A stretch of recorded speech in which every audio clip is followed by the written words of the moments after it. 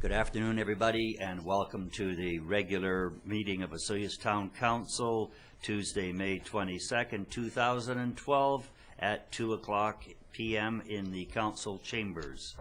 The first item would be the adoption of some minutes from previous meetings.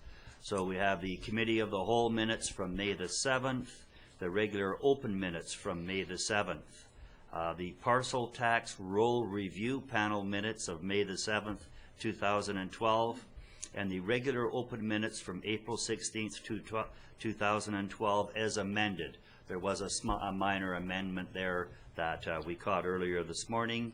So is there any further input into the minutes? Hearing none, they will be adopted by consensus. Any business arising from those minutes? There is none. Introduction of late items for the agenda. I believe we have a report from the CAO on the washroom report on affecting 3 of our new washrooms that are going in. Mr. Maranko, is that correct? That's right. Okay, so we'll add that. That will come up under business 5. Okay, and you'll get a motion to add? Yes, we need a resolution to add. And we need a, Yeah. okay, yes, yeah, I'll get that. So okay. moved, Mr. Mayor. Thank you. And the seconder, Councillor Rhodes. Any discussion? Hearing none. Or all in favor? I guess we'd do that first. Hearing none, all is carried. Thank you. So that brings us right down to the next item, which is delegations. We've invited a lot of the people from the town here today. We're doing this a little bit differently. It's great to see everybody here, and it's one of our great moments because we get to hand out some checks to some very deserving people that do good work in our community. Councillor Ryan Plant, please. Thank you, Mr. Mayor. Well, it is with great pleasure that Town Council presents the 2012 Community Grant Awards to a variety of not-for-profit organizations in our community. And this year, the people of Osoyoos are providing $104,000. And we did think it was appropriate for you to know who these organizations are and the purpose for which they will use their funds. So we're just going to start right off here. The Community Service Grant Committee. It's our pleasure to announce the following grant recipients for 2012. Our first organization we'd like to recognize is the International Curling Club. The purpose of this grant is to assist in replacing some of the unit heaters there, and that grant is for $2,000.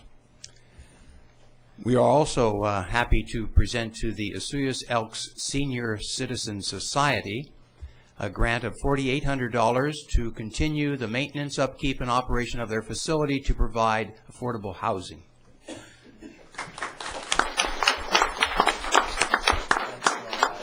has been a very, very long-serving group in the town of Osoyoos. Thank you. Next is the Desert Center Counseling and Resource Center. The grant funds will be used towards the Community Kitchen Garden Family Development Program and the amount of $3,000. Great. Thank you. Thank you very much. Thanks for your good work. The Osoyoos and District Arts Council receives $500 to use to expand the children's art class by purchasing additional art equipment such as easels and so on. Thank you very much.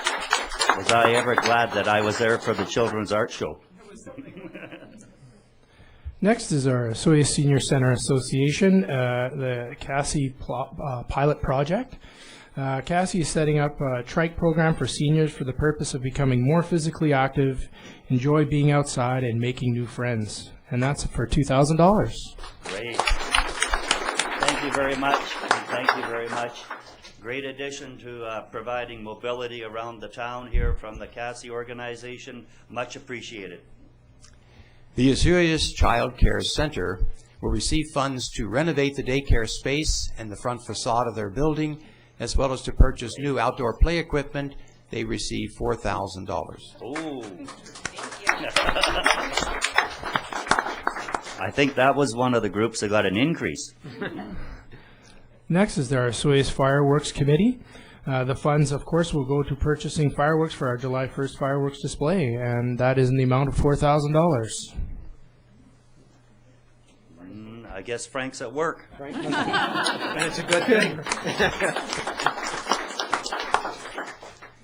The Osoyoos Secondary School and Elementary School Breakfast Program will receive funds to use to purchase 2 convection stoves, ovens that are needed for their breakfast program, and they're receiving $1,600. Thanks a lot, Jim. We really appreciate that. And of course, in a small town like this, the busy people just get busier. Next is our Osoyoos Elks Lodge number 436. We are granting some funds to supply and install an elevator to allow full access to all 3 floors inside the building, and that's for $2,500. Thank you very much, Leroy. You have to appreciate the tie. Next, the Osoyoos Citizens on Patrol.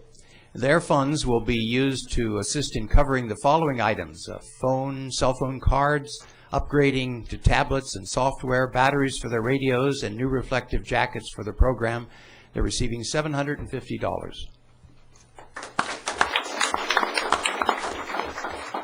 Okay, they're absent. Must be on patrol. Next is the Osoyoos Royalty Committee. To assist with programs, training, and expenses, to contribute to travel expense across BC and into northern Washington, and on promotion for the town of Osoyoos, as well as supporting the bursary program, we are giving funds of $5,000. Wow. Thank you very much. And these ambassadors do such a good job. A couple of counselors were down in the Orville May Day Parade, and they had one of the aspiring queens-to-be down there with them and just had a great time. So we really appreciate that and the service you do to the community. And it's so good. The growth that you get out of it is always incredible, watching how you come into the program and how polished you are as you leave. So thanks a lot and good success. We're pleased again to give to the Osoyoos Secondary School Bursary Program an amount of $2,250 for graduating students. The successful candidates will be registered in post-secondary programs before receiving the bursary, and this is a continuation of bursaries that we've given them over a number of years. Any claimants for this one here? I guess they are in the learning category right now, so we'll certainly pass that on. Usually we give it to the school, but I believe it's 3 bursaries that entails. And with the cost of post-secondary education, I'm sure many parents would love to see these come. Next is the Osoyoos Festival Society. The Festival Society organizes our 3 main seasonal community festivals: the Easter Extravaganza, our Cherry Festival, and our Christmas Light Up. And so we've provided funds for $5,000 this year. Thanks to you. Thank you very much. The Royal Canadian Legion is receiving $600 to assist in waiving a portion of their municipal taxes in view of the multiple charitable and service works they do in the community. Thanks, Wayne. The Desert Center Association. The funds will be assist in the operation of the Desert Center facility and the many interpretive programs that are put out by the staff and its volunteers. And this check's for $15,000. Thank you. The Desert Center goes a long way to providing the what do you got to do in town. When we have all those tourists that come, they want to know what they can do, and that's just one of the many things that they can do in Osoyoos, and we really appreciate that. Another thing that people can do is to visit the Osoyoos Museum, and they are going to receive funds to assist in operating the museum, and these funds are also instrumental in helping them secure matching grants. They will receive $51,000. Good work. Good work. That would be the end of it. So that is the end of the presentation. We are all going to go outside. We're going to go on hold here with the webcasting in Channel 18. Hit the pause button. We're going outside for the big group photo in the sun. Let's go.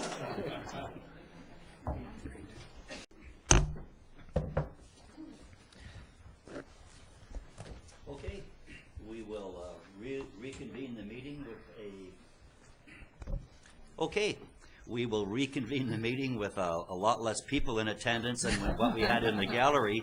We asked them to go outside for a photo for the grant recipients, and they didn't come back.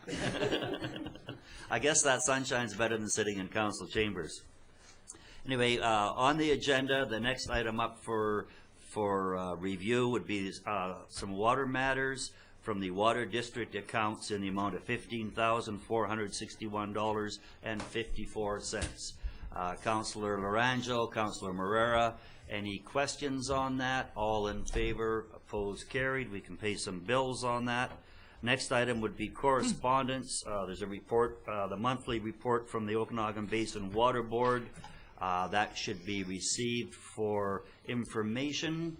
Councillor Rhodes, Ryan, any discussion on that? All in favor, opposed, carried.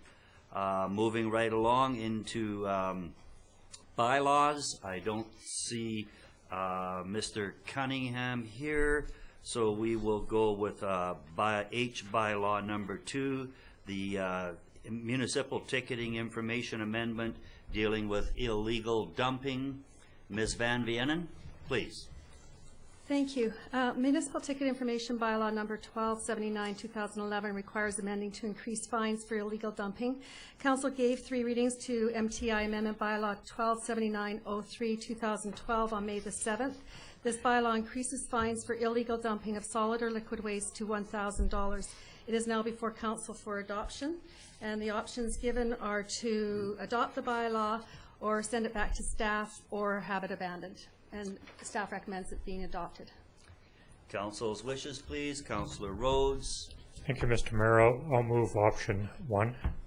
Okay, thank you. And that seconder would be Councillor Plant. Any further discussion on this? I know that we were excited to have it come through. I'll defer the comments to Councillor Rhodes, please. Thank you, Mr. Mayor. So I'm just going to repeat what I mentioned at the last meeting.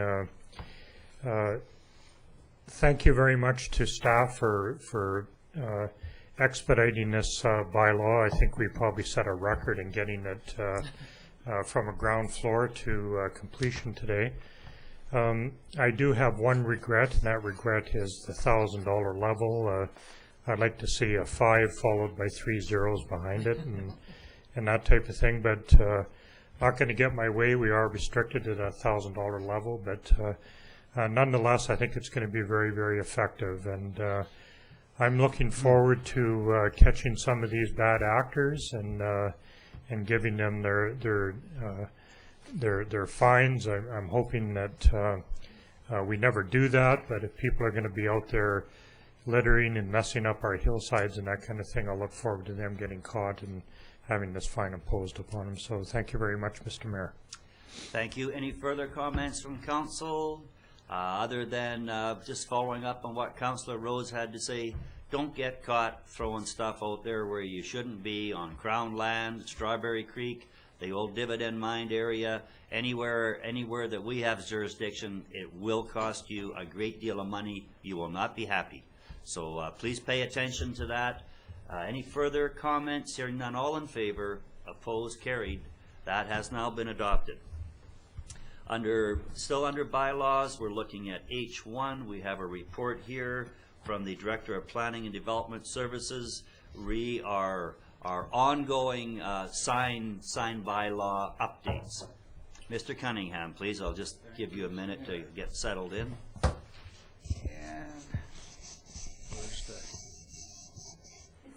It's on? Okay. Thank you.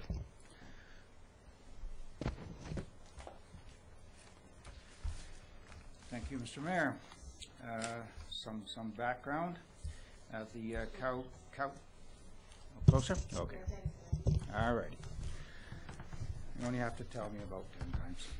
At the Cow meeting on April 16, 2012, Rod Redska requested that Council receive a delegation from the business community on our sign bylaw at a future meeting. This report enumerates all the significant improvements included in the latest sign bylaw, which is attached. Staff has forwarded 10 copies of the report and the bylaw to Mr. Redska and advised that Council is prepared to receive a delegation at their town meeting in the morning of May 22nd. At the regular meeting this afternoon, staff recommends that Council give second reading to the bylaw as further amended and sets a date for a second public hearing.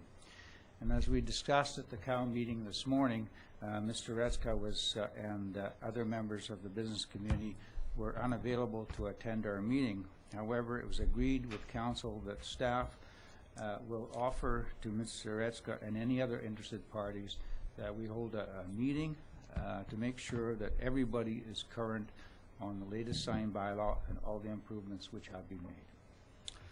2 sets of improvements have been made to the sign bylaw in response to concerns raised by the business community.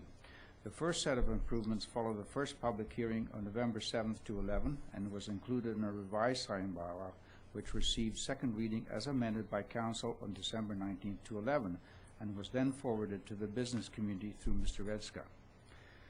And the second set of improvements has been added in response to the review of the proposed sign bylaw forwarded to the town on behalf of the South Okanagan Chamber of Commerce and the Osoyoos Business Association. Staff followed up on this review with Council April 16th by presenting the recommendations on 31 proposed bylaw changes from the business community. Staff recommended in 11 cases that no bylaw changes be made, but did recommend in another 11 cases to accept their proposals and in 9 other cases to amend the bylaw in other ways. These changes have now been incorporated in the attached bylaw. Turning to the overview portion of my report, 2 sets of improvements have been made to the sign bylaw in response to concerns raised by the business community. The major improvements are summarized below with references in the appropriate bylaw sections. And Mr. Mayor, if you agree, I'll just read out the improvements. I will not do the cost references to the sections, as that I think would be quite awkward in a public meeting. Thank you. The revised definition of a canopy sign makes it clear that it can include a number of commercial messages. The expiry date for a sign permit is extended from 90 days to 1 year of issuing the permit to allow ample time for ordering, manufacturing, shipping, installing, and correcting signage. Additional open houses and yard sale signs can be located off the subject property for directional purposes without a permit. A number of small real estate signs can be grouped on the same structure for strata developments without a permit. Television displays are allowed behind windows for scrolling through advertisements without a permit. It's clarified that merely altering the face of a sign does not need a permit. The building inspector has discretion to allow up to a 10% administrative variance in allowable sign area to accommodate differences due to non-metric sizing, recycled signs, and franchise standards. To make the bylaw easier to use, the individual sign specifications previously in Part 4 of the bylaw were simplified and rolled into one schedule dealing with all signs requiring a permit. An awning or canopy sign may now be externally or internally illuminated rather than only externally as previously. Previous restrictions on numbers of fascia signs on each building face were removed and are now simply controlled by regulating the total percentage of sign coverage on each building face. At the same time, the previous distinction between small and large fascia signs were removed. And to promote a business-friendly policy, one single low fee of $75 is set for sign permit, including where there are multiple signs on the same application. So that was the list of improvements the council previously approved last year. Now I'll go on to the further proposed improvements in response to the business community review. This bylaw purpose is expanded to say promote dark sky protection with reduced upward light loss in order to address apprehensions that street levels would be darkened. Definition is added for an abandoned sign. The revised definition of a suspended sign allows them to be hung on an awning or canopy sign. The time limit for correcting any improper sign works or removing dilapidated or abandoned sign is increased from 15 to 45 days. The requirement to accompany a sign permit application with a title certificate is moved from Section 12.1 to Section 12.3, where the building inspector can exercise more discretion. Where proof of ownership is still required, a BC online search may be substituted at cost to the applicant. The building inspector's flexibility to require or not require supporting information for a sign permit is further amplified by inserting the following preamble, and I quote, "A sign permit application is only completed when accompanied by the following information as may be required by the building inspector at his discretion according to the individual circumstances of each application." Brand coloring is allowed as an exception to the general requirement that internally lit signs must have a dark color background with light colored lettering to reduce light emissions. Rather than disallowing illuminated signs within 30 meters of any residential zone, they are now allowed but must be turned off between 10 o'clock at night and 7 o'clock in the morning. And I continue. Previous requirements have been removed for the building inspector to consider advice from the town's advisory design panel on sign appearance when reviewing sign permit applications, including any large proposed sign of the downtown. Instead, sign permit applicants are encouraged to request advice.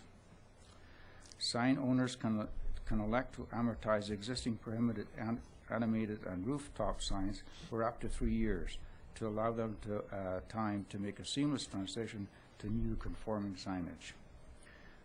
A legally non-conforming sign may be structurally altered under a sign permit to make it safe, and its face may be replaced with a new commercial message without a permit.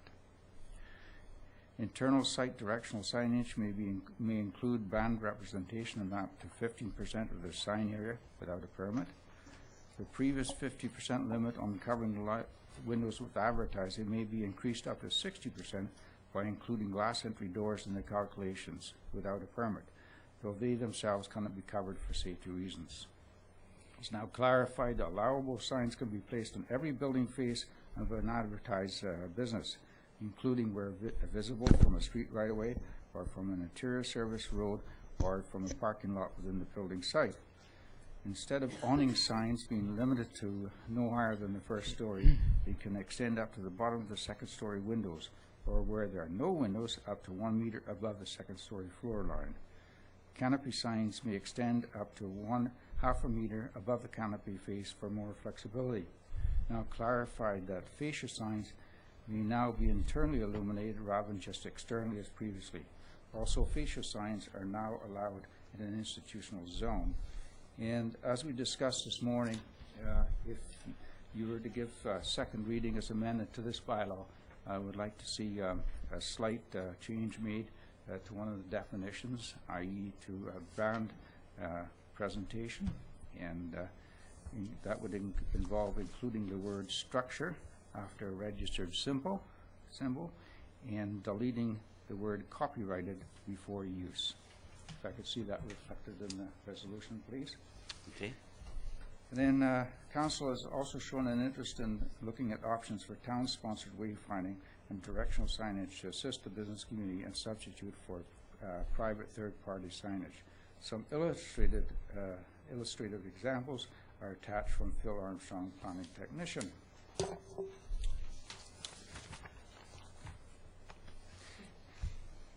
Implications. Community. Osoyoos is the only local government in the Okanagan Valley without a signed bylaw, and the only BC resort community without one. A signed bylaw will add to our attractions as a resort community and assist with downtown revitalization. Organizational implications. A sizable workload will be placed on the building inspector for administering the bylaw, with support from the planning technician and the P&CD services secretary. Budget. The signed bylaw has been prepared in-house. Signed permit fees have been kept to the minimum as a business-friendly policy. Sustainability implications. OCP policy 1025 calls for a signed bylaw incorporating suitable best practices to be approved as a high priority. Limits on numbers of signs and promotion of LED illumination will assist with energy conservation and meeting greenhouse gas reduction targets in our community climate action plan. Controlled signage will promote vehicle driver and pedestrian safety. Options. Council give second reading to the bylaw as further amended and sets a date for a second public hearing. Council requests further revisions to the bylaw before proceeding further, or 3, council abandons the bylaw. Recommendations. Staff recommends that 1, council gives second reading to the signed bylaw as further amended and sets a second public hearing for 7 p.m. on June 11th, 2012 in council chambers. Council directs staff to further, second recommendation, council directs staff to further review opportunities for town-sponsored wayfinding and directional signage and take back specific proposals for their review. Thank you, Director Cunningham. Over to council, please. Council's wishes. Councilor Ryan.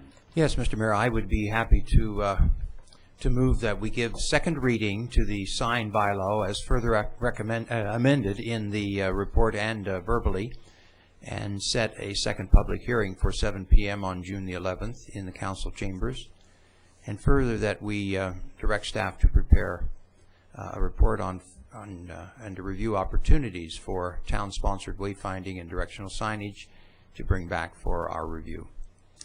Thank you. And that seconder, Councilor McCordoff, please. Further discussion. Councilor Ryan, please. Yes, Mr. Mayor, I think that the time that has taken Mr. Cunningham to even present this today indicates with those additional 18 recommendations that have been incorporated from the feedback we received from the business community that Council has put in a great deal of flexibility. We've reduced fees, we've extended periods of time, and so on. And so I think there's a lot of responsiveness that has been incorporated into here, into this bylaw. And again, it's in tune with the kind of partnerships that we've been trying to establish between residents and various groups in the town when we have bylaws that affect them. So I'm looking forward to the second public hearing. I think we've basically got this now into the legislative framework where we will be officially putting it out for consideration. And I think with the suggestion that Mr. Cunningham made that the staff will be meeting with the business community representatives to ensure that they understand it, that they have copies of it, that they've studied it and discussed it, we will have a productive public hearing. Great. That was well stated, Councilor Ryan. Council, further input, please. Okay, I guess I've got just a couple of comments, and they're sort of piggyback on Councilor Ryan did such a good job. They're a little bit of a piggyback, but I'd like the business community to know that this is not being pushed through. This second reading allows us to actually open up the second public hearing. We want to hear more from you. The second public hearing on June the 11th. That's important. So when we have the second reading, it allows that second hearing, and we'll take it from there. And again, Mr. Cunningham, how do you see this other meeting taking place where people can make sure that they're current? Is that going to be a called meeting, or people call you, or how do we get? It's always about information, you know. That's our business. My intent was immediately after this meeting to call Mr. Edka's office and extend the opportunity for him to come to our offices, along with any other interested people from the business community, and just to have a discussion on all the changes that have been made, and to go through the bylaw step by step and make sure that everybody are concurrent in their understandings of the bylaw and the significant changes that have been made in the bylaw in response to the concerns raised by the business community.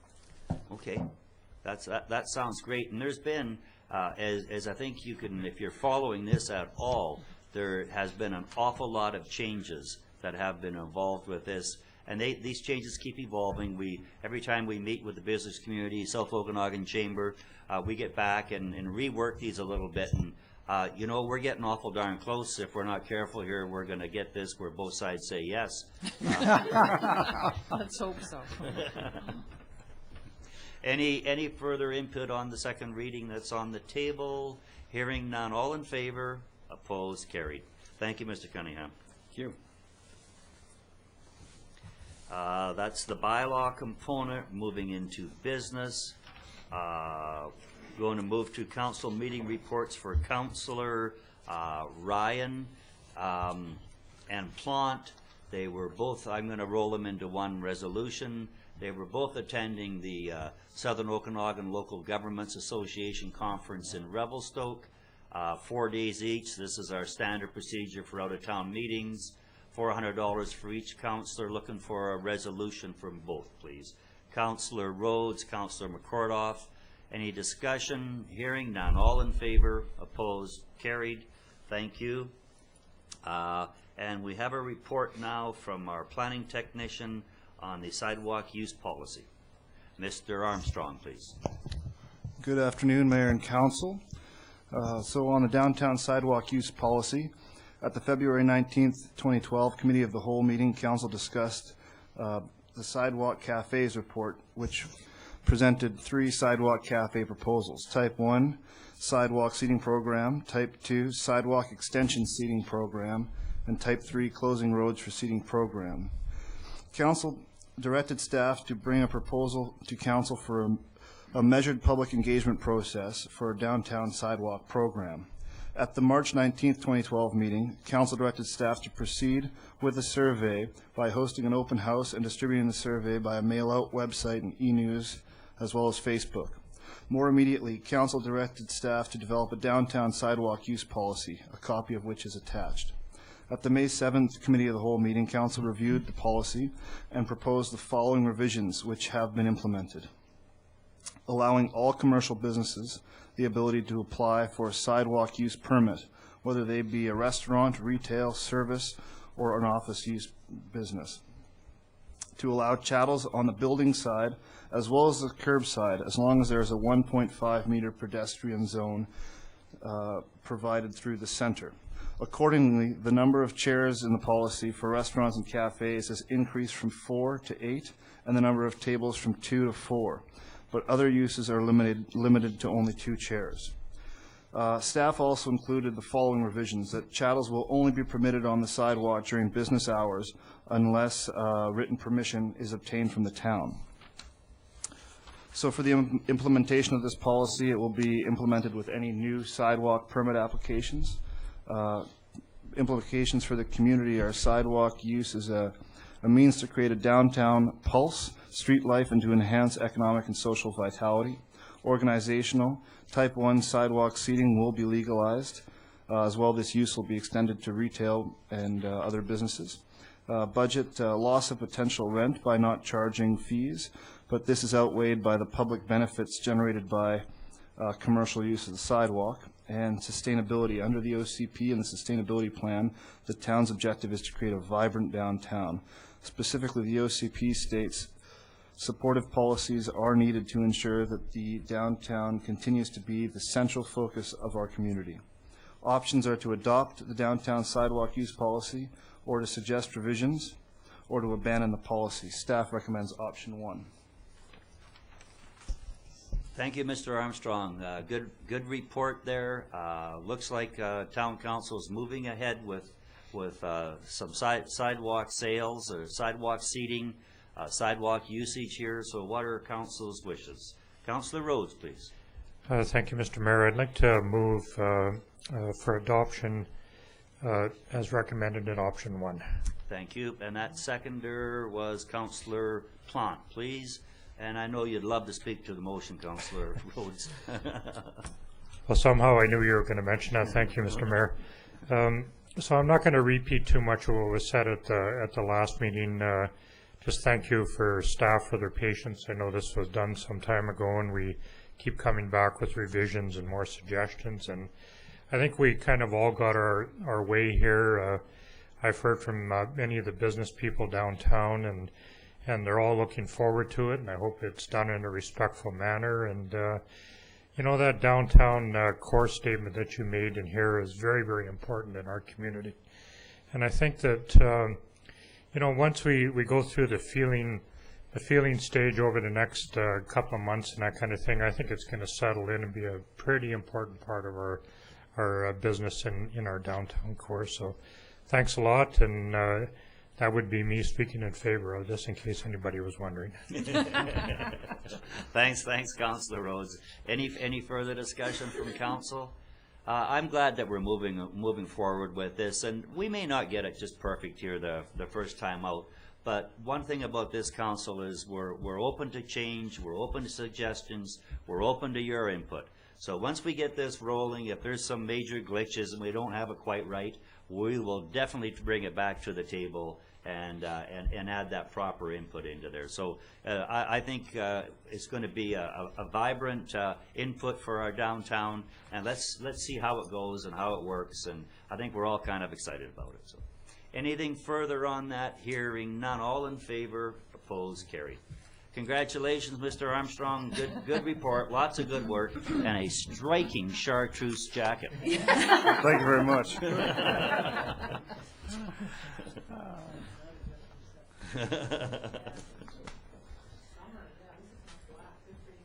So under business I, item number 4, the real estate policy report from CAO. Annual meeting. Missed one. Oh, I'm sorry, I did so. How could I? Go ahead. Under business I, number 3, the annual general meeting date. This is a report from Ms. Van Vienen, Corporate Services. Thank you. The community charter requires that council hold an annual general meeting before the end of June each year. At this meeting, the annual report is reviewed and presented to the public. The public has an opportunity to address council regarding the annual report. Typically, the town of Osias has held the AGM at its second meeting in the month of June. For 2012, this would be June 18th. The meeting can be done on a day separate from the regular open meeting of council. However, it is convenient to hold it on the same day. Past history is that not too many members of the public attend to comment or address council. However, the report should be reviewed, and therefore an hour is being suggested for this meeting. On average, the AGM has lasted 1 to 2 hours, depending on the number of questions from the public. It is suggested that should the AGM be started at 1 p.m. on June 18th, the regular meeting could be advertised to start immediately following the AGM, which would meet the notice requirements. So implications, it is an opportunity for the public to address council regarding 2011 achievements. All directors will be in attendance, and the options being given to council at this time is that the meeting be held on Monday, June 18th at 1 p.m. and that the regular open meeting of council begin immediately following the AGM, or that council set another date and time for the AGM, but it must be before June 30th. Okay, thank you very much. Council's wishes, please. Councilor McCordoff. Yes, thank you. I would like to move that we adopt number 1, that the annual meeting be held on June 18th at 1 o'clock in the council chambers. And a seconder, please. Councilor Rhodes. Further discussion? I question, I mean, I understand the convenience if we have a short AGM. I understand the convenience of rolling into our regular meeting automatically without a pause. I just wonder if people are coming there, if they're looking at town business, if they could miss that meeting because of that fact. You know, rather than taking the pause and continuing at 2 o'clock our standard times. I'm just putting that out for discussion for whatever it's worth. Councilor McCordoff. Thank you. I'm just wondering if, have we discussed this with Val? So Channel 18 is okay with this if we move right into it? Okay. Oh, that's fine. That was the only thing that occurred to me. But I understand what you're saying about the meeting is usually at 2 o'clock.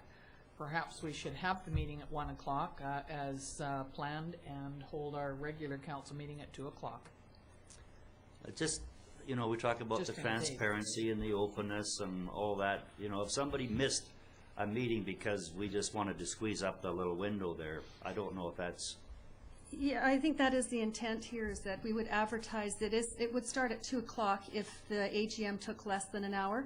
If it takes more than an hour, we would probably take a 5 or 10 minute break and then start the regular meeting right after, and we will advertise it that way so that people will be watching. They can still tune in on our webcasting or Channel 18 and still get it. Well, then, I didn't understand that properly. Yeah. We're not rolling the 2 No. o'clock meeting earlier. No, they're, Okay. no, If we finish the AGM at 1:15, we would still wait for the 2 o'clock start? that's correct. Okay. Wonderful, Yes. Okay. that's, I'm sorry I missed Yeah, that. I guess, yeah. So did I. Okay. Yeah, sorry, didn't read yeah, I it see that what way you're saying, either. but usually it does take over an hour, so that's probably what I was thinking when I wrote Okay, it. okay.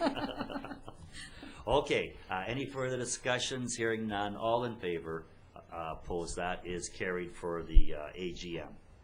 Now we're looking under business 4, under a real estate policy, a report from CAO, Mr. Romanko. Always interesting. People want action and want to be included until you try to include them. Thank you, Mayor Wells. In front of you, you have the real estate policy as developed by the administration. This project was initiated by the last council, and given its merits by this council and the direction to continue with developing the policy. It was developed through a public process where consultation was sought from the real estate people here in town, and based on no real feedback the first go around, it went back out to them on May 1st with the call if in fact they wanted to be part of the process.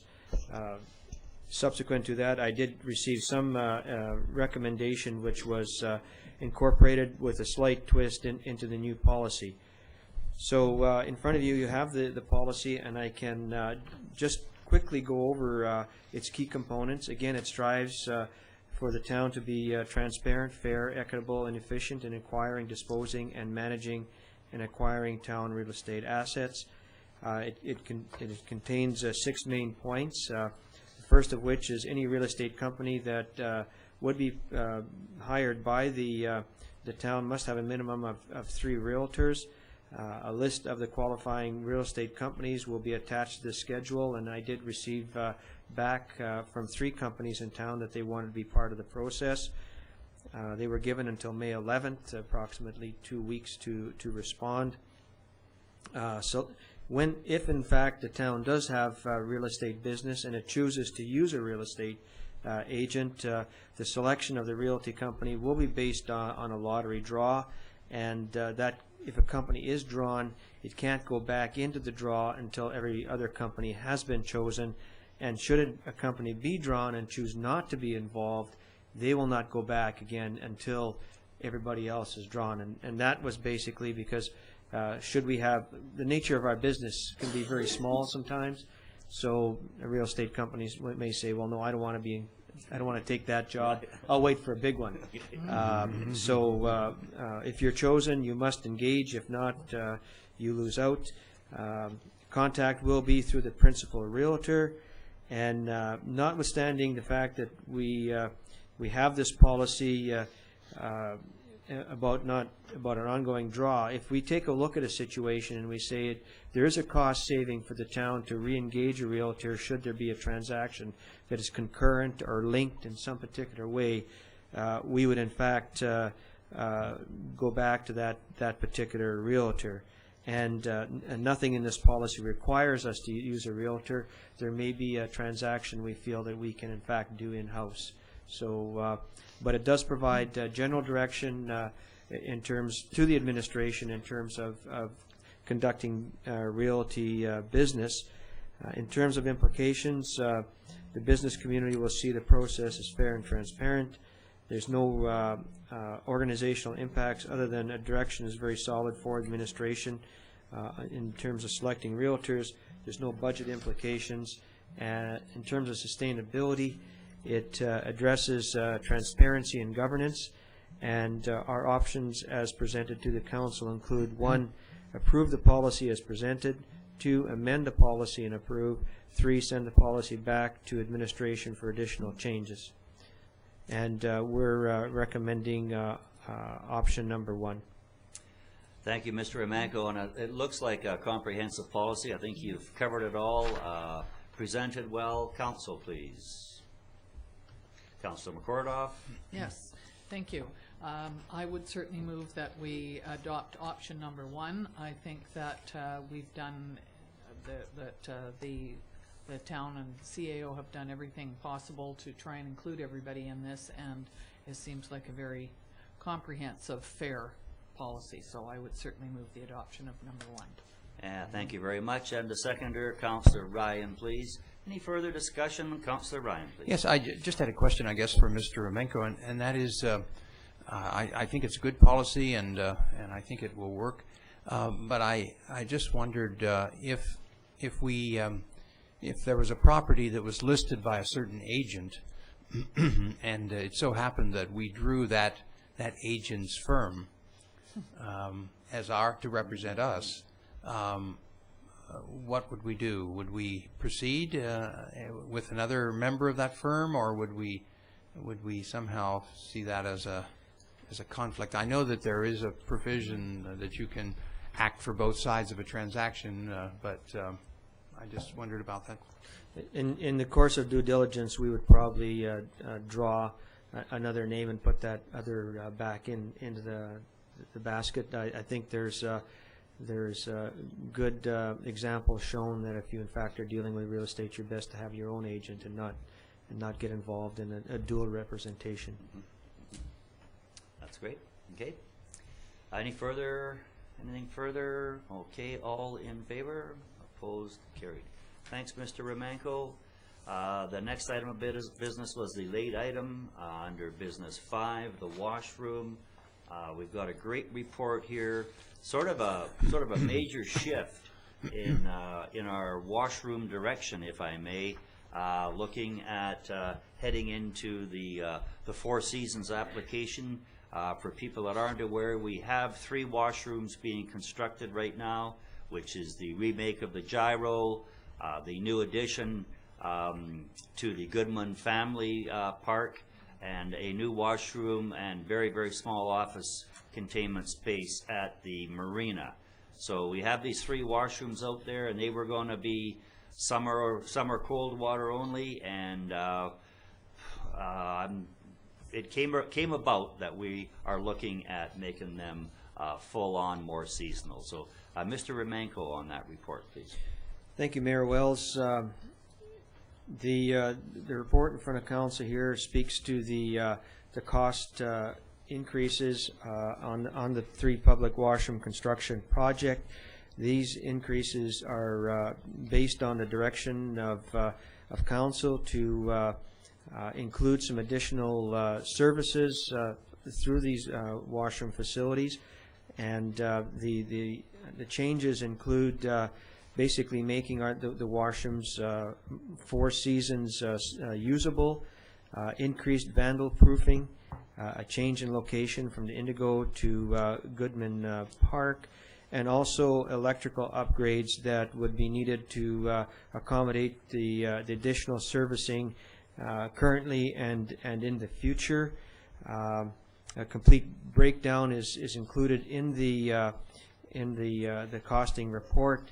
A quick overview shows that the change in scope to the washroom at Gyro Beach includes a $31,000 additional cost, and the changes at the Indigo to Goodman Park building are $15,000. Sorry, that first one is for the changes for the Gyro Beach and the Marina washroom combined is $31,000. So, given those cost increases, our total project costs go to $417,277.18, as opposed to the initial approved amount of $362,096, and the original budget estimate for this project was $466,000. So that was the amount that we budgeted for. In terms of the projects, these projects are funded in part through our resort municipality funding, especially the Gyro Beach washroom. The rest are done through various types of DCC fundings as well. So that's so what we're asking for is approval of council for the new for the change orders as presented, and to bring the project cost to $277.18, and that's the recommendation we're making today. Thank you. Councillor Plant. Thank you, Mayor. I would direct administration to proceed with the change orders as presented. And Councillor Rhodes for seconding. Discussions, please. Councillor Plant. Yes, thank you very much, Mayor. I just wanted to say again, and we talked about this a little bit in our cow this morning, is that Neil Pageant has done a great job providing us with the information and kind of giving us an overview of some of these increases. And I think actually looking at foreseeing some of the other things that we're going to be doing with these units when it comes to electricity. That was one of the costs that seemed kind of high when I first looked at it. But understanding where the power is coming from and the electrical, that's already kind of going into that, and where we can use it into the future. So a little bit of foresight into this project is been key, and I respect that. So I just wanted to mention that. Thank you. Councillor Rhodes, please. Thank you, Mr. Mayor. Well, I never thought I'd see myself getting excited about washrooms, but here we go. These are certainly feel-good times in our community right now. We're adding these three amenities, or actually adding two and fixing up one old one. And, you know, to go through the whole process right from the idea stage and coming up with these fantastic facilities and doing all the costing, and the work is underway and all of these things, and to see these come in under budget is an extraordinarily good feeling for myself. And the fact that the bulk of this funding is coming from our resort municipality status and the various things that are associated with that, that just adds another big plus to it. And you know, we're a resort municipality year-round, not just during our tour season and that type of thing. And it's important for us, even though there's not an awful lot of people in our community during the winter months, to pay attention to our status during those months as well. So I'm really, really glad that we bumped up this project and improved everything so that these buildings have the ability to be open year-round. There's lots of people that walk and enjoy our community during those cold months that are going to be pretty grateful to have these facilities available, particularly the one on Lakeshore Drive, and I'm sure the one on the marina aspect will be well used as well. Currently, we really don't have anything in our community that's open year-round, so this is a huge, huge improvement. So, yep, feel good times. This is a good project. Really, really glad to see it at this stage right now. Thanks, Councillor Rhodes. That was well stated. Any other input from council? Okay, all in favor? Okay, we will be doing those changes and moving into winterized washrooms, and it's not to say that we'll be using all three, but we'll gauge that as we see the need and demand. We get one in the downtown corner, and I know we've Councillor Rhodes and I have been asked if we could ever get something going over there for the people that are doing the walks and the snowbirds and people all the way walking all the way down to the Brookvale campsite. No washrooms out there, so this would be a great addition to the town. Thank you. And that brings us to notice of motion. Anyone with notice of motion on the agenda? Okay, we are looking at some financials. To approve the general fund cash requirements in the amount of $397,037.73, and to approve the Sun Bowl cash fund requirements in the amount of $2,759.21, and to receive net payroll accounts of $67,818.90 for the period of April 28th, 2012 to May the 11th, 2012. Looking for that recommendation. Councillor Ryan, please. Councillor Plant, any discussion on that? All in favor? Opposed? That has been received. Going into the report portion of the meeting, We have the CAO's report. Mr. Romanko, please. Thank you, Mayor Wells. Just a few items of business that have been carried out by the administration and all the staff here over the last couple of weeks, starting first in community development. Our manager of community development attended the Osoyoos Motel Hotel Association and discussed the additional hotel room tax and also the development of the visitor survey. Along with that, he also had a meeting of the visitor survey committee to review the survey and make any changes so that we can gather information to make ourselves a better destination and improve our visitor experience in the community. He's working currently on the Resort Municipality 2011 financial reporting with the Director of Finance. Also working with the Tumbleweed Film Festival people to discuss opportunities of making this a large event this year and years to come. In community services, the Recreation Commission had its first meeting on April 23rd, and Ted Cromniller was selected the chair. Staff is putting together a bid package to replace the dehumidifier at the Sun Bowl Arena. This will be placed on BC bid. The Tap by Tap program went extremely well. They have given away most of the packages and very well received by the community. Rick Hansen event was well attended and well received by the community. Good job to the staff who organized this event. In communities, corporate services, work on the annual report continues. Several bylaw enforcement issues have been dealt with just as a matter of numbers. From May 1st to 15th, warning tickets, 21 were issued, 20 for traffic, 1 for dog at large. Verbal warnings were given, 13, half traffic, half dog control. Camping issues, 2 below the airport and 1 at Desert Park. Animal control, 9 dogs at large and 1 attack.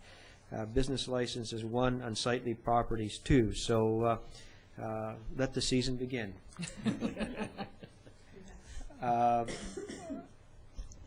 Also gathering information for a couple of legal issues that we are currently dealing with here in the town. Finance, property taxes are out, and I saw very many people coming into the office today with their property tax checks in hand. April transactions have been reviewed. The water district notices are out, and that's for the finance department. Planning and development, progress is being made to finalize the agreement with the Osoyoos Shoreline Developments in the town on the marina development. Major steps occurred this past week with the province approval of the sub-licensing agreement and a 30-year extension to our lease on the area. So this was a couple of the barriers that were sitting in front of us, keeping us from completing that agreement, but it should be, touch wood, smooth sailing from here on. Director approved a major amendment to Development Permit 1002, Blake Ogilvie Industrial Building. 3 washroom projects are proceeding on schedule and below budget, and the railway paving past the sailing club is complete. The walkway, apparently we had some issues with the contractor, but they were addressed by the staff, and I guess much of the sidewalk had to be redone, but it was. So that's on. And in terms of myself, attempting to work through some issues related to the powering up of the last lift station on the Northwest Sewer Project, working on a liquid waste agreement with the regional district, and also with the union on a couple of human resource issues. And I was fortunate enough to attend the local government administrators conference and picked up some good information that I'll be sharing with council and trying to implement here in the community. Thank you. Thanks, Mr. Romanko. Any comments from council? Hearing none, this will be received by consensus. Moving into the councillor reports, and the order would be Councillor Plant, Ryan, Rhodes, McCordock. Thank you, Mayor Wells. A couple of things I just wanted to bring up. Just for a couple of things that I've done in the last little while, I went to the open house for the Desert Sun Council and Resource Center on May 15th. And just wanted to bring up a couple of things that they do. It's on 72nd here in Osoyoos, and just wanted to, because what really came to me was the amount of services that they provide in there. And so just a couple of things: the community action program for children, they do the community kitchen garden, community outreach program, they deal with South Okanagan Safe Home program, men's counseling, income tax preparation. They do advocacy services there. It's open on Tuesdays from 10 to 2. And again, for me, it was just about taking in all the services that they provide and really getting an awareness out there for people of what Desert Sun Counseling and Resource Center does. So it was really nice, and congratulations to them on the open house that they had. On May 16th, I was the chair for our Children's and Youth Committee. I just want to do just a quick overview, and I've got to find that piece of paper. The Oliver and Osoyoos Child and Youth Committee. The mission of the Child and Youth Committee is to provide a forum for exchanging information, to identify, address, and advocate for child and youth needs in the community. So this is my second meeting, and this is my first time chairing this meeting, and again, another eye-opener to some of the resources that we have happening in the South Okanagan and some of the needs that were really actually some very desperate needs. And one of those came up from Hope Mendez. She works for the Ministry of Children and Family Development, and they're in desperate need of foster care and foster parenting.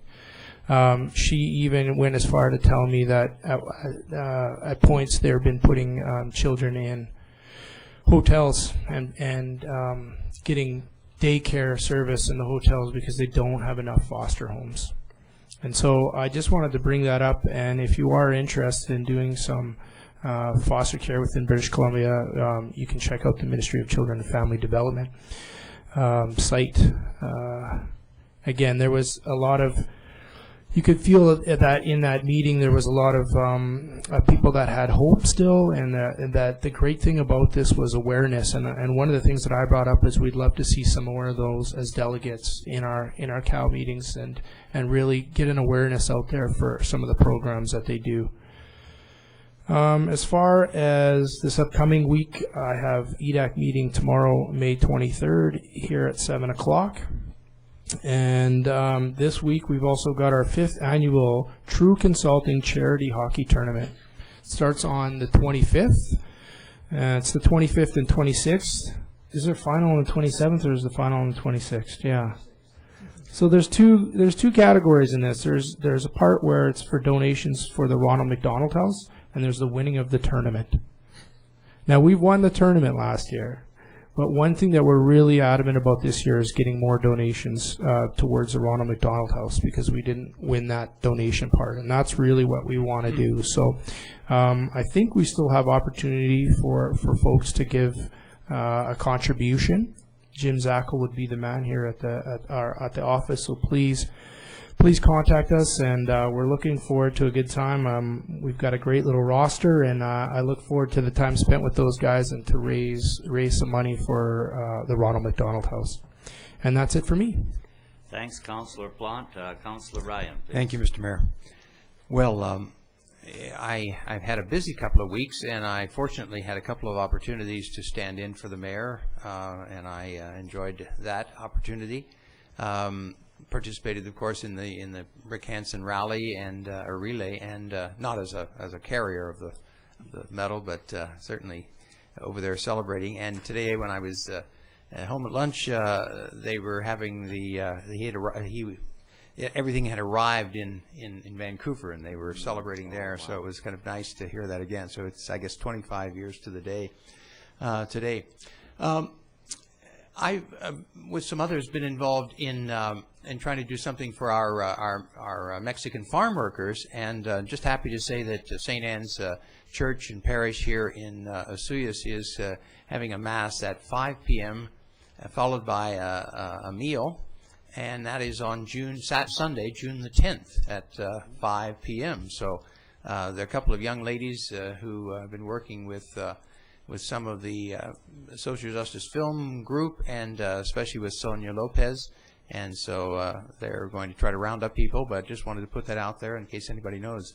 5 o'clock on June the 10th at St. Anne's. I was happy to go with Mayor Wells and our respective spouses, along with one of the contestants, the Osoyoos Credit Union representative in the royalty contest, Kuljit Wander.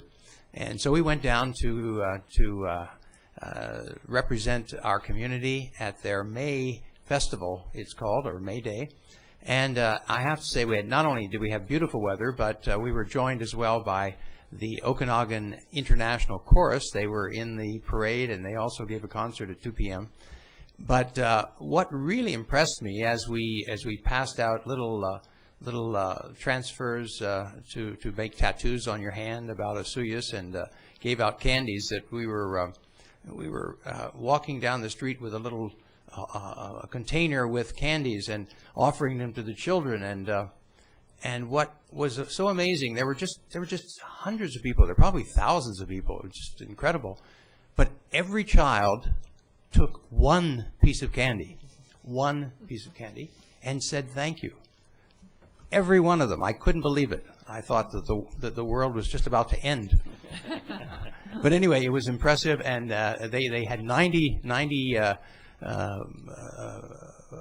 floats and so on in the parade, so it just went on and on and on, and had a nice 3-on-3 basketball tournament after, which really drew a lot of interest. But you've ever seen so many young boys on tractors in your life?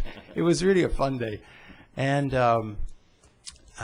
then also I attended the Sun Counseling, and thanks to Councillor Plant for his explanation. It's just really impressive, and we're happy today that we were able to provide some funds for their program of home gardening and preserving and food preparation. The other thing I wanted to talk about was Twin Lakes over in the, what little valley is that? I saw the White Lake area. Had a celebration. A landowner there gave a combination of giving and selling 2,000 acres to the Nature Trust of BC, and it was just very impressive. They had an official opening, and it was interesting. Their symbolic gesture was to build a little fence and lock it with a chain, and to use wire cutters to snap the chain. And that was the opening of this to the public. So if you ever want to go over there, it's open for walking around on, and for viewing. And there's all kinds of little lakes, and Horn Lake, I guess, is one of the known lakes that's on it. But just gorgeous, gorgeous day, and gorgeous valley, and gorgeous site. But I guess it was also, I was struck by the fact that it is being preserved, and it's such a huge parcel over there. In fact, they have under their control a number of them. So somehow, whatever happens to the idea of a national park, there is an increasing amount of land that is being devoted to conservation and being preserved for future generations.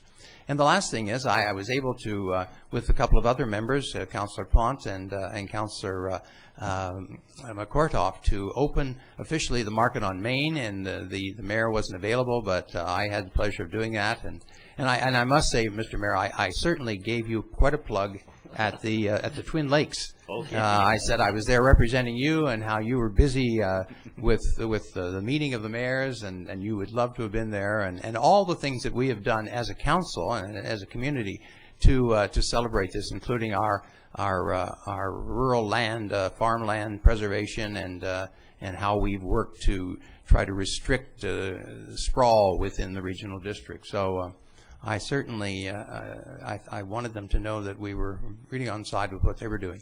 And on Market on Main, I actually took a big step, big risk, I guess, and I promised good days for each Saturday. So I hope I'll be able to deliver on that. That's my report. Thanks, Councillor Ryan, and thanks for the plug over there, those Twin Lakes people. I sort of got associated with them. They have water issues and that was always coming through the Regional District Board, and they have some fairly severe water issues over there. So thanks again. Councillor Rhodes, please. Thank you, Mr. Mayor. Well, I'm going to be very short today. Go figure. I had intended to use this time to let everybody know the merits of keeping our new washrooms open and upgrading all those fixtures and everything, but staff jumped all over it and we got it all done and it's in the can, and boy, I got nothing else to say. Just wanted to maybe mention one thing.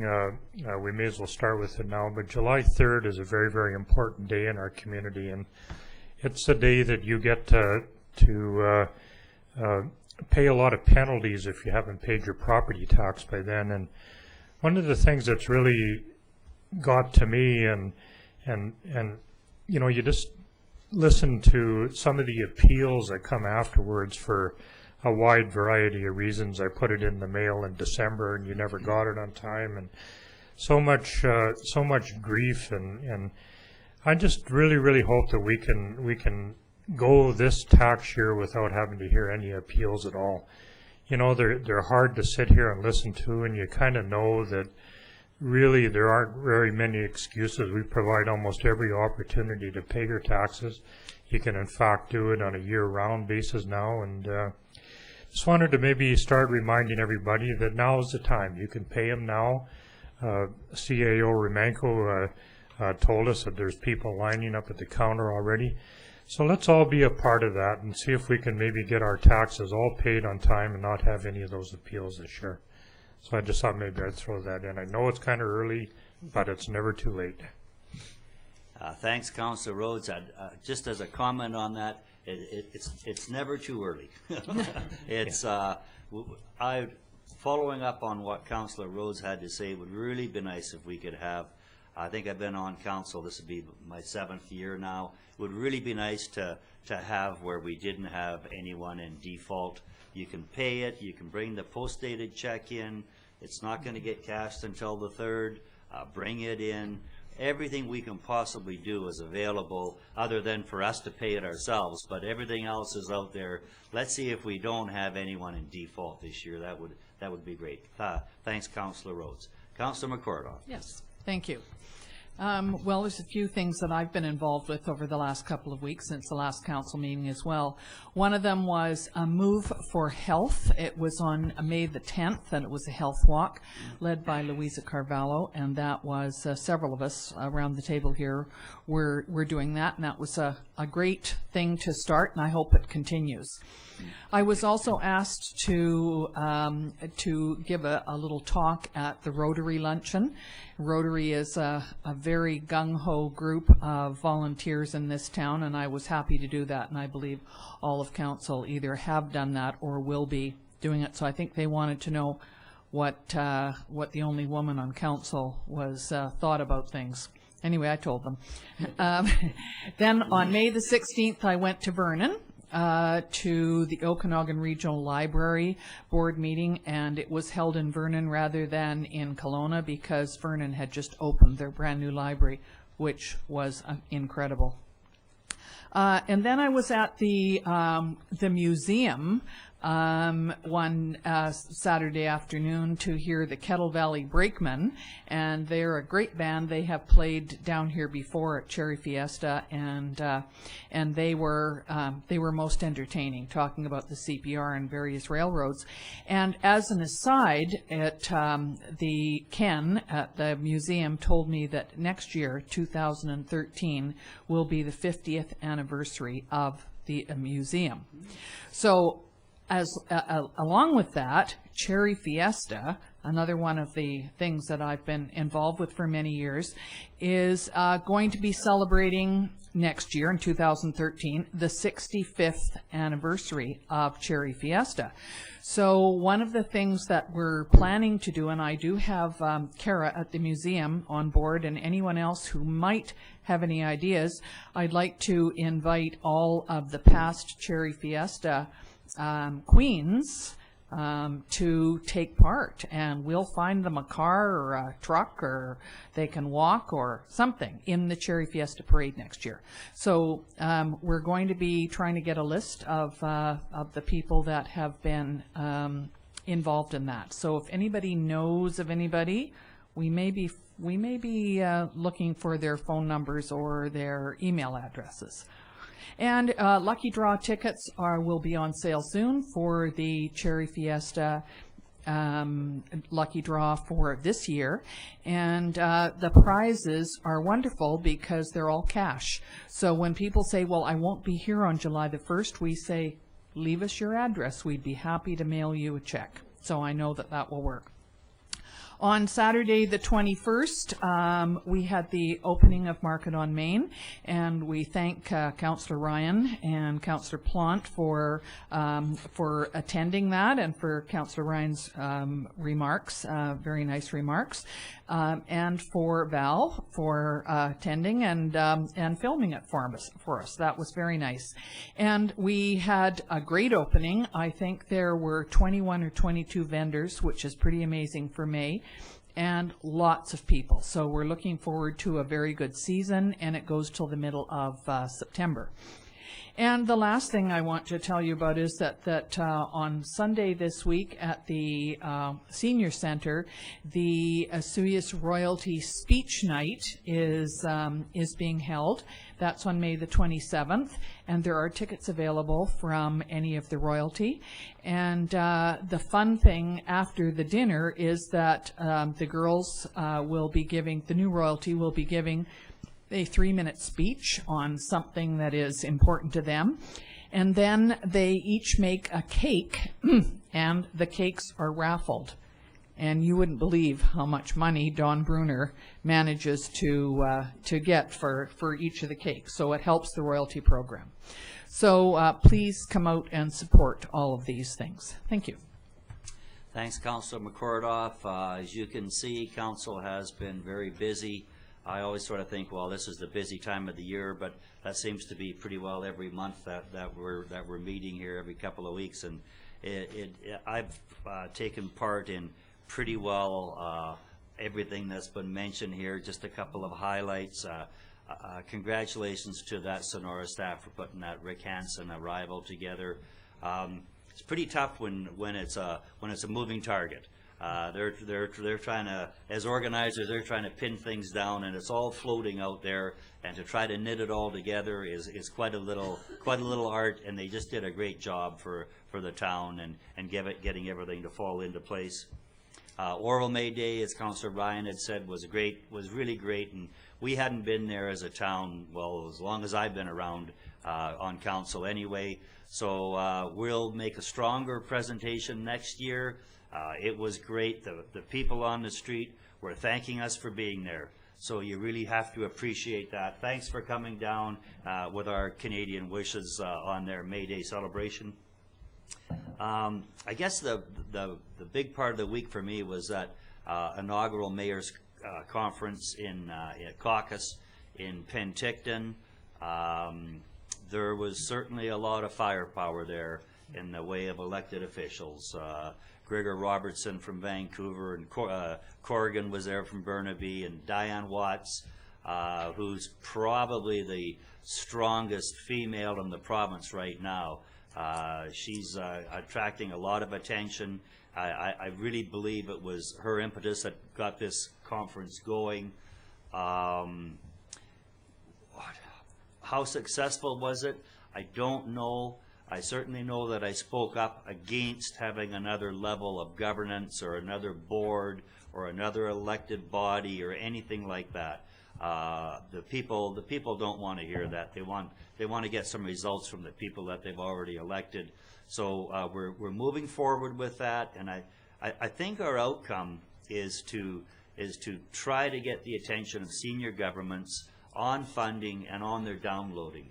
The governments keep downloading more and more onto the municipalities without any tax recognition or any financial recognition. So it becomes harder and harder for us to deliver what people are wanting, and that's a town issue. The town should deal with that. So hopefully there was 86 mayors there, and hopefully we're going to be able to bring forward a voice, just a common voice. We want to be talked to when they're doing the changes. We want to be involved with the changes that are happening. So it was pretty good. I'm not overly stating that how successful it was or anything, but I thought it was a worthwhile endeavor, and we will be meeting again at the UBCM, the Union of BC Municipalities, where everyone is already there, so there's no additional cost or anything like that, and maybe we can get that voice we're after. So, and I think that's probably enough of what council's been doing, so I'm going to entertain a motion to adjourn. Councillor Ryan Plant, all in favor? We're adjourned. Have a great afternoon. Still a bit of sun out there.